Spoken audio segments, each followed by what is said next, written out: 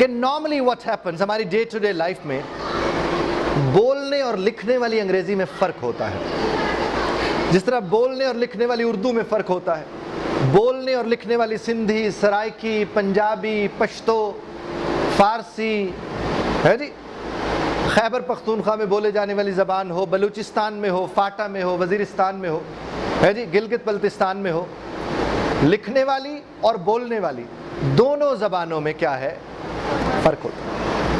اور جو زبان ہم لکھنے میں استعمال کرتے رہے ہیں، جب اس کو بولنا پڑے تو بولنے کو دل کرتا ہے۔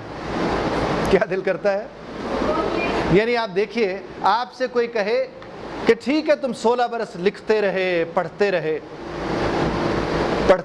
لکھتے رہے، اب ذرا بول کے تو دکھاؤ، تو پھر دل یہی کرتا ہے نا کہ اس کو باقاعدہ بول دیں کہ میں ساری عمر تو کرتا رہا کیا کہ لکھتا رہا، پڑھتا رہا، لکھتا رہا، اور آپ مجھے فرما رہے کہ میں بول کے دکھاؤں، چونکہ میں نے تو بولا ہی نہیں۔ اور پھر اگر وہ بولنے لگے گا تو وہ لکھنے والی بولے گا، جب وہ لکھنے والی بولے گا تو وہ پھنسے گا، چونکہ لکھنے والی اس نے خود سے تو لکھی کبھی نہیں تھی، وہ لکھنے والی بھی وہ دوسرے کے لکھے ہوئے کو منتقل کر کے آتا رہا ہے۔ وہ کیا کرتا رہا ہے؟ دوسروں کے لکھے ہوئے کو، ہم یہی کرتے ہیں نا، کسی کا لکھا ہمیں پڑھایا جاتا ہے، پھر اس لکھے ہوئے پر کسی اور کا لکھا ہوا یاد کروایا جاتا ہے، اور یوں ہم سب کے سب اپنے لیکھ لکھوا بیٹھتے ہیں۔ بات پہنچ رہی ہے آپ تک ہے جی؟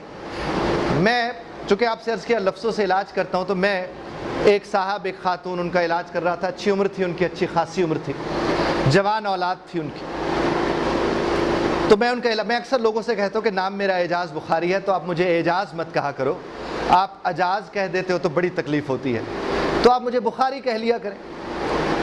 تو وہ صاحب جن کا میں کاؤنسلنگ جن کے کر رہا تھا، یا جن کے ساتھ کاؤنسلنگ لفظوں سے جن کا میں علاج کر رہا تھا، وہ صاحب میرے پاس تشریف لائے اور مجھے آ کر کہتے ہیں، بخاری صاحب اب میں اعجاز بچا رہا تھا، ان نے بخاری کہہ دیا ہے نہیں، تو مجھے تو واقعتاً بخار آ گیا ان کی یہ بات سن کر۔ اب میں نے کہا ان سے تو میں نے بدلہ لینا ہے۔ میں نے کہا کیوں جناب، کیا ہوا؟ کہنے لگے جناب وہ پھر تر گئی جے، یعنی پھر وہ گھر چھوڑ کے چلی گئی، میکا نہ رہا، بھائی کے گھر جا کے بیٹھ جاتی ہے۔ میں نے ان سے کہا جناب آپ پریشان مت ہوں، غم بڑا مدرک الحقائق ہے۔ وہ فرماتے ہیں کہ ایک غم مجھے پہلے تھا، ایک یہ تم نے مدرک الحقائق والا اور لگا دیا۔ تو کیا ہم اپنی روزمرہ میں اس طرز کی اردو بولتے ہیں؟ فرمائیے گا۔ لیکن انگریزی ہم ایسی ہی بولنا چاہتے ہیں۔ وہ جو ہم نے ماضی بعید یا ماضی قریب میں ایڈیمز یاد کیے تھے، مشکل لفظ یاد کیے تھے، وہ سب کے سب ہم لگا کے،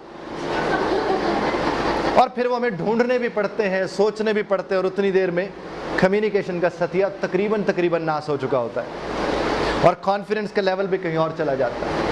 اب میں آپ کے سامنے بولنے والی انگریزی کا تھوڑا سا رول پلے کروں گا، آپ میرے ساتھ رہیے گا، and I hope you understand that, آپ کو وہ تھوڑا سمجھ آئے گا۔ Once I'm here, I'll play the role of Mr. A, and once I reach here, I'll play the role of Mr. B. You are with me, all of you? Yes. Cool. Here, Mr. A. Gowan. Yeah, Gowan. Where? Market. Market? Why? To buy something. Something what? Some food items. Some food items. Food for home. Obviously family. Obviously family. Family got married. Yeah, got married. Great, congratulations. Thank you. Bye. Yeah, bye, see you. ہن میں بھی. اب شادی ہو گئی نا تو اب تو میں بھی. دو لوگوں کے درمیان گفتگو مکمل ہوئی, آپ نے سنی, میں نے ان دو لوگوں کے درمیان گفتگو مکمل کرواتے کہیں پورا جملہ بولا ہے؟ فرمائیے گا بولا؟ نہیں بولا. کہیں مشکل لفظ بولا؟ کہیں بات ادھوری رہ گئی ہو, کہیں بات سمجھ نہ آئی ہو؟ اس طرز کی انگریزی بولنے میں کوئی دقت ہو سکتی ہے؟ ذرا فرمائیے گا.